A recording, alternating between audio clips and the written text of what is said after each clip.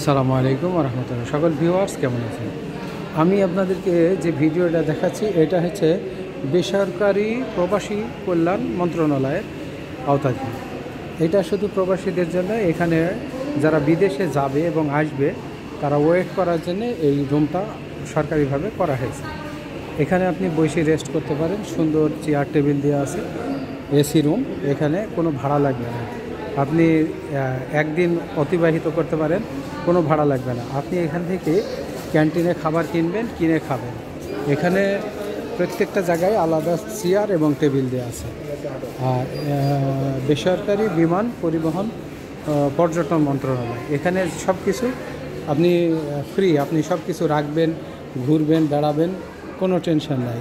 এখানে ক্যান্টিন আছে, আপনি খাবার কিনবেন, সুলভ মূল্যে কিনে আপনি খাবার খেতে পারবেন। এইটা হচ্ছে এসি রুম। আচ্ছা, এসির বাইরে আসেন আপনাদের একটু দেখাই। এটা হলো এসির বাহিরে, অর্থাৎ এসি ছাড়া সুন্দর একটা পরিবেশ। ফ্যান লাগানো আছে, সবারই লাগেজ নিয়ে নিজ নিজ জায়গায় তারা অবস্থান করতেছে, ঘুরতেছে। আপনি ইচ্ছা করলে এখানে নামাজের জায়গা আছে, নামাজের স্থান, আপনি নামাজ পড়তে পারেন। এটাও এসি লাগানো আছে, সুন্দর পরিবেশ। একটা টাকাও লাগবে না, একটা টাকা খরচ হবে না। এখানে বাথরুম আছে, সব কিছু আছে। মানে আপনি আপনার মতো সুন্দরভাবে পরিবেশন নিজেকে গুছিয়ে রাখতে পারেন। এখানে অধিকাংশ লোক যারা বসে আছে তারা বিমানে যাবে, বিমানের যাত্রী অথবা যাত্রীর সাথে যারা আসছে তারা। এমন সুন্দর একটা পরিবেশ। এখানে পুলিশ, আনসার, সমস্ত ব্যাটালিয়ানরা দেখাশোনা করে। খুব সুন্দর জায়গা। আপনি ইচ্ছা করলে এখানে এসে বিনোদন নিতে পারেন। টেলিভিশন চলছে, সব দর্শক এখানে বসে বসে টেলিভিশন দেখছে। তো আপনাদেরকে আনকমন একটা তথ্য দিয়ে দিলাম। যদি কোনো যাত্রী আসেন রেস্ট করার জন্য কিংবা বিদেশে যাবেন, ঘন্টা 2-3 ঘন্টা কিংবা 5 ঘন্টা ওয়েট করার জায়গা খুঁজে পাচ্ছেন না, তাহলে আপনি এখানে চলে আসতে পারেন। অর্থাৎ যেখানে গাড়ি পার্কিং করে তার দোতলায় এখানে সাইনবোর্ডে লেখা আছে, আপনি অনায়াসে চলে আসতে পারেন। নিরাপদ স্থান এখানে।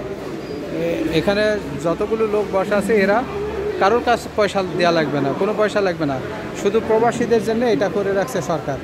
খুবই ভালো একটা উদ্যোগ, সরকারকে ধন্যবাদ জানাই। অনেকে বিদেশ থেকে আসছে, তাদের লোকেদের জন্য অপেক্ষা করছে। আবার কেউ চলে যাবে, তাদের সঙ্গের যে যাত্রী আছে তাদেরকে নিয়ে অপেক্ষা করছে।